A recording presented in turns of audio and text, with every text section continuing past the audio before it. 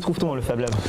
Alors dans le Fab Lab, on retrouve tout ce qui n'est pas une salle de classe classique au sens d'un préparationnaire pourrait imaginer, c'est-à-dire une table, un bureau d'un professeur et puis des tables bien rangées.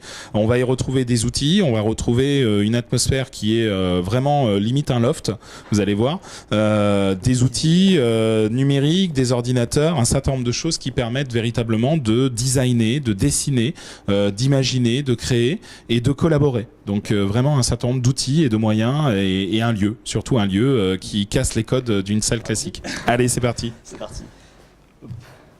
Donc c'est véritablement, vous allez voir, hein, l'atmosphère est vraiment en rupture avec tout ce qu'on peut connaître d'une salle de classe classique. Vous allez avoir un certain nombre d'outils qui sont alors dans une salle spécifique parce qu'ils nécessitent, je dirais, d'être un apprentissage pour les appréhender. Donc ça peut être une imprimante 3D, ça peut être un certain nombre de foreuses, de disqueuses qui permettent de travailler la matière et d'appréhender pour faire du prototypage rapide ou du design de pièces et de matières pour avancer vers voilà, j'ai l'idée de faire un petit produit, ça peut être un porte-clés, ça peut être là vous avez un certain nombre de matériel Seb qui est aussi un des partenaires, les friteuses sans huile, je crois, si je dis pas de bêtises. Donc le but c'est de démonter des produits, le but c'est de construire des petites pièces. Alors moi, à titre personnel, je n'ai pas démonté la friteuse, mais les étudiants, notamment du MDC, les étudiants du SMED peuvent venir travailler. Et quand vous apportez un projet, vous pouvez également solliciter les étudiants. Et donc, il y a une sorte de compagnonnage, qui est une sorte de pédagogie inversée qu'on utilise dans le domaine du sport à Audencia. C'est-à-dire que ce sont les étudiants qui expliquent aux autres, qui managent les équipes de basket, de rugby. Bah là, c'est un peu la même chose. En fait, vous allez avoir les étudiants du MDC qui ont été formés aux méthodes de design, donc un certain nombre de méthodologies qui sont formées et qui ont appris à utiliser les outils, les matières et les différentes machines qui sont à leur disposition et du coup vont guider des porteurs de projets éventuellement dans la réflexion autour de leur projet pour essayer d'améliorer le design, les fonctionnalités et aussi le rendu visuel d'un prototype. Ça remplacera pas un vrai prototype, par contre ça peut permettre de gagner du temps et quand vous touchez la matière, quand vous êtes un makers,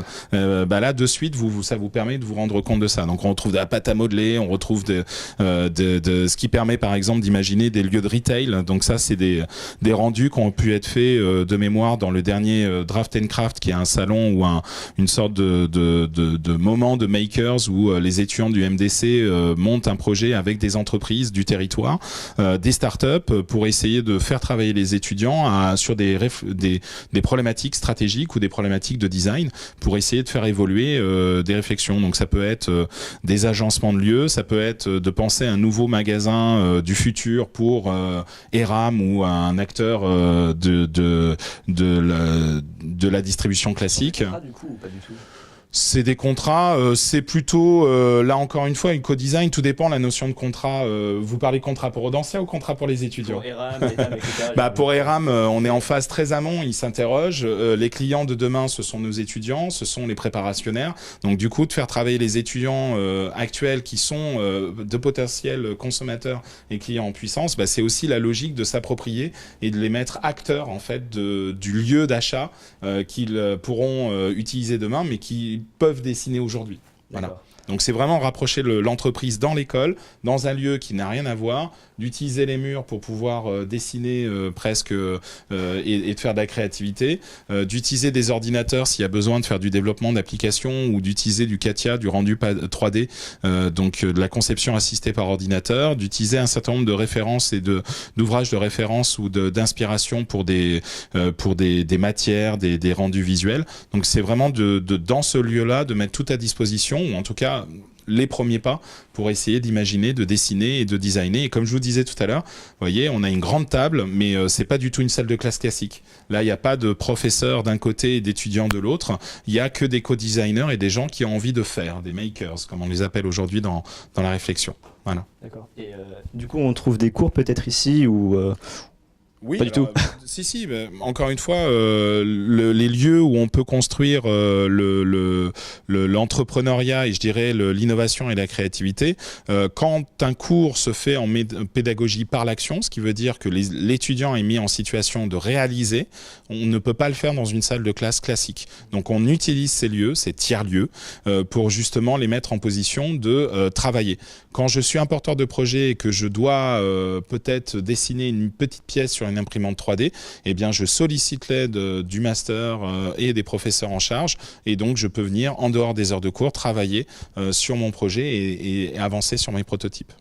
Et donc ici on trouve que des étudiants de Dentsia Business School, alors on peut aussi avoir des centraliens, des designers de l'ENSA qui viennent. On trouve tout le monde. Ça dépend des moments. Encore une fois, ça dépend des moments et de l'utilisation. Je pense notamment au master MDC, on retrouve des professeurs de centrale, master design et création, des professeurs de centrale qui viennent intervenir et qui vont utiliser ce lieu si c'est nécessaire, si c'est pertinent. Donc le but, c'est pas de faire de l'affichage à travailler systématiquement dans le lieu, c'est de venir et d'utiliser le lieu quand c'est utile dans les heures de cours, sur les cours ou en dehors des heures de cours pour avancer sur des projets des étudiants ou des projets des porteurs de projets avec lesquels ils peuvent travailler ou les entreprises avec lesquelles ils peuvent travailler.